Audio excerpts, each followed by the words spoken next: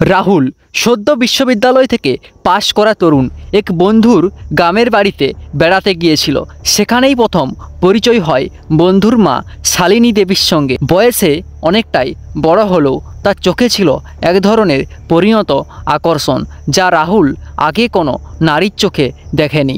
একদিন সন্ধ্যায় বিদ্যুৎ চলে গিয়েছিল। মোমবাতির আলোয় রাহুল আর তার বন্ধুর মা মুখোমুখি বসে গল্প করছিল। তার কণ্ঠে ছিল এক মায়াবী সুর, আর রাহুল অনুভব করেছিল এই আলাপ শুধু বন্ধুর মা পুত্রের মতো নয়, যেন এর মাঝে আরেক ধরনের টান জমে উঠেছে। রাহুল রাতে ঘুমোতে পারছিল না। জানলার ফাঁক দিয়ে দেখল তার বন্ধুর মা বারান্দায় দাঁড়িয়ে। বিদ্যুৎ ফিরে এসেছিল, আর সেই আলোয় তার শরীর যেন হাজারো ওয়াটের আলো জ্বলে উঠেছে। রাহুল ধীরে ধীরে এগিয়ে যায়। সেই রাতে নীরবতা ভেঙে তারা মুখোমুখি হয়। সীমারেখা ও স্পর্শ।